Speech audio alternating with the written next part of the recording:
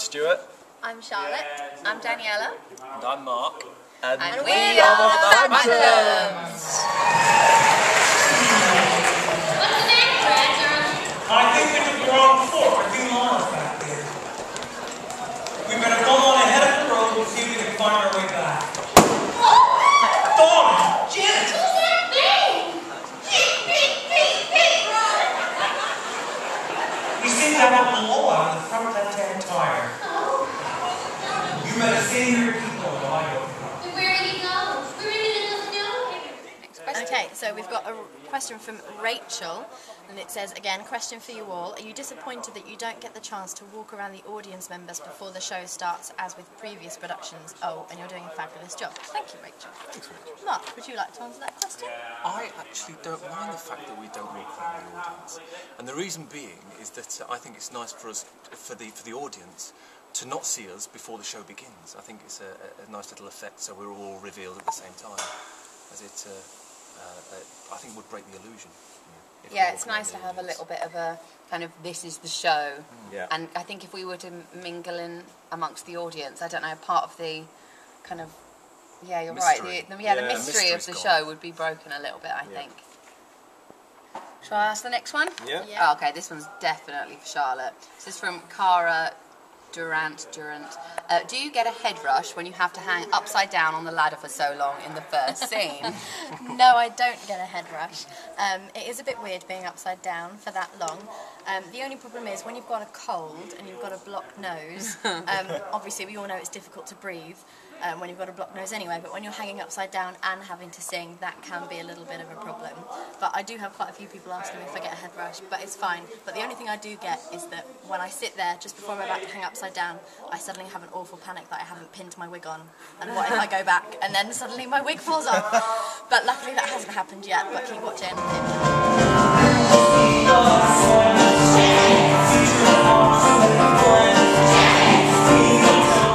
Also, for that first scene, we did all pick our positions on the ladders, like hanging on one leg upside down, before we knew actually how long we were going to be there.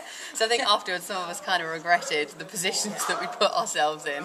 And actually when we got into the theatre, we ended up being in the positions for even longer than we were originally in rehearsal. Like technical rehearsals, sound checks, things like that, we were there for hours. Yes, a long time. Now the next question from Alex Marshman definitely has to go to Daniela.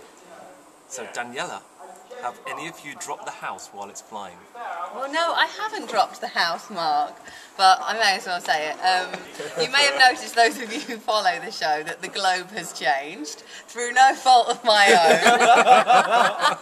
But when we were in, I think it was Windsor, and it was really tight backstage, and I got my foot caught in one of the blacks, and the globe was made of, I think what was it made of? It was like a ceramic-y. Yeah, it was almost like a light fitting. Yeah, and it was really hard. So obviously I tripped over the black, and the globe just went slow motion flying through the air and smashed into about 100 pieces just before I had to go on. So I was in the wings like, oh my God, what am I going to do? And everyone on stage was just really trying not to laugh, because obviously they'd heard an almighty smash from the wings. So now we have a slightly smaller, less breakable globe. Oh, here he is. Late Phantom. Where have you been? Train station. Why? Booking tickets for tomorrow. Or Sunday, sorry. Wow. This is what the other Phantoms think of that. Say sorry. Sorry. Okay. You will be. I'm Tom Partridge, by the way. I play one of the Phantoms. And I'm late.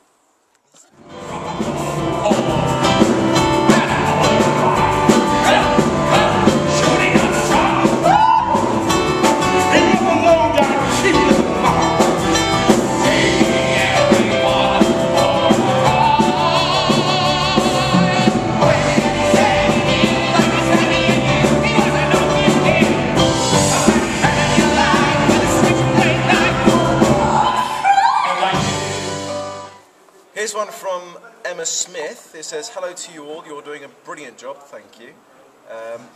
It says, have there been any accidents or near misses on the ladders? Well, have there? Probably all the time. Yeah. I've had a few moments where I've had kind of my foot slip a little bit. Actually, on the bit between the end of Time Warp and the beginning of Sweet Transvestite, when we all have to run across with the ladders, I run and jump on mine, and then I jump on it as I go off. And sometimes they are supposed to be on that plane, but sometimes they move forward a little bit with the weight, especially if we're on a rake. And there have been times where I've kind of gone whizzing off and have gone bam straight into the vertical light fittings at the edge of the stage, which the stage managers normally are not very happy about. There have been a few moments with the car as well, because the space that the car is kind of waiting in the wings for us, and when it comes on, the space is sometimes it varies a little bit, and it's really tight. And once, a couple of weeks ago, they took the car out, and it was so narrow that the bumper at the front of the car came half off, and it was literally the car was like that, and the bumper was sticking out the front like that. And obviously we had Christopher Biggins as our narrator, so obviously he'd noticed it had happened. We're like waltzed over, tries to put it back on, the whole thing fell off. So he's still there with the bumper of the car in his hand.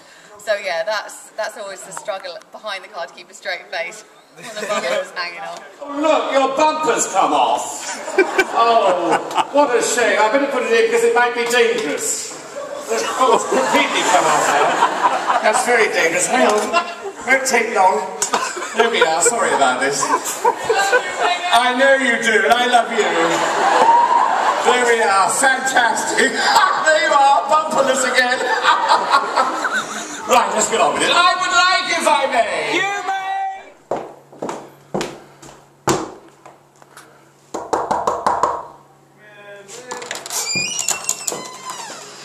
Hello. Hey, Stewie. Hello. I thought I'd come and film you and ask you what sort of things you get up to in your dressing room as the boy phantoms when you're not on stage. Today, I'm playing a bit of Angry Birds. What's Halloween Angry edition. Birds?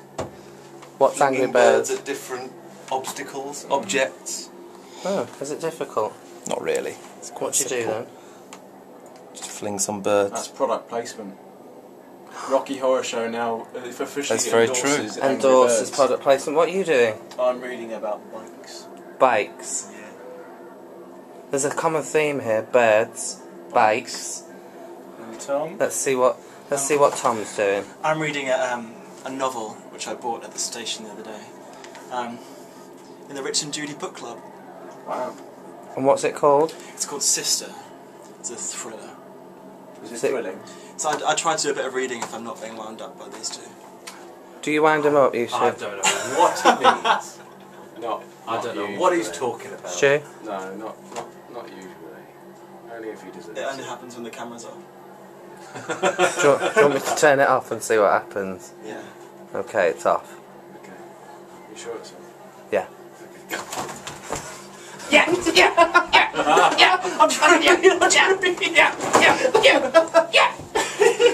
Normally they do this but naked. Oh. Oh, That's a lie. I think we'll stop filming there, boys. Thanks very much. Bye.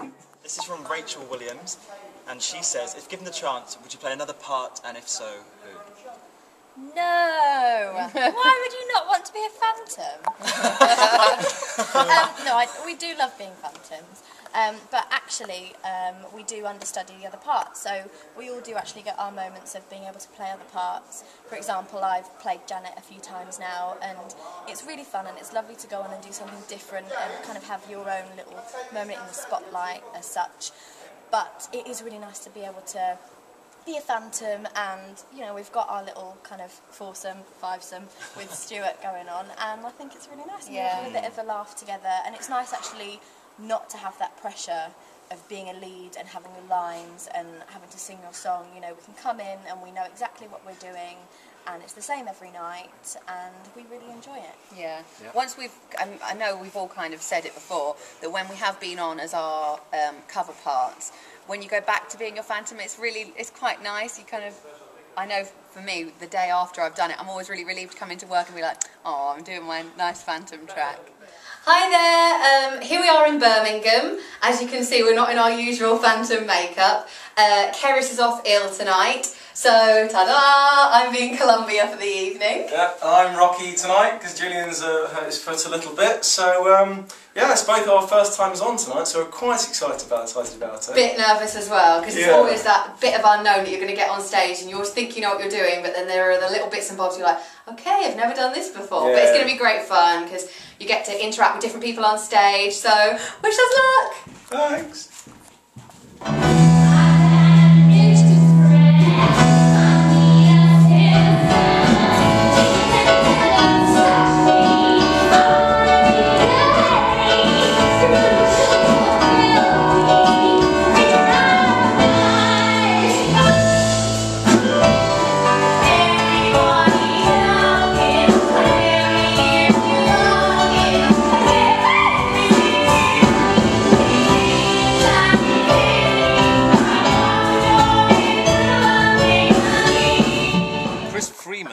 Hey guys, do any of you have a phobia of popping balloons that you have had to overcome when the tyre bursts on Brad and Janet's car? Now, we'll pass that one over to Tom. Any phobias? Any phobias of popping balloons? Loud bangs? Or any bangs at all? Well, Tom has had to get to grip with those high heels, haven't you, Tom? Phobia would be walking in high heels. Just falling over, slipping over. In fact, the orgy was a bit of a phobia to start off with. But I'm loving it now. It's my favourite part. I bet it is. It really is. For example, walking backwards in high heels on a rake. Stacking it. You remember that one? Alright, this question is from Gary Sherman. Here's one for all. Have you corpsed on stage as yet? And if so, what caused it? As you have to keep such serious straight faces. Well, there's two words for what caused it. Christopher Biggins. Generally. Yes, he generally tends to make us laugh as a purpose. You know, we'll there's one time in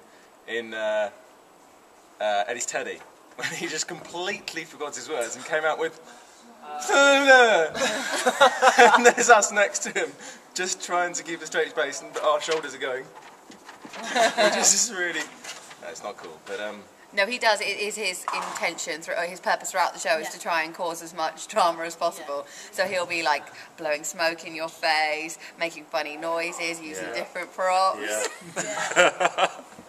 He loves it. Yeah. He's really quite naughty. Yeah. Really? Yeah, we've totally grassed him up. We do get him back.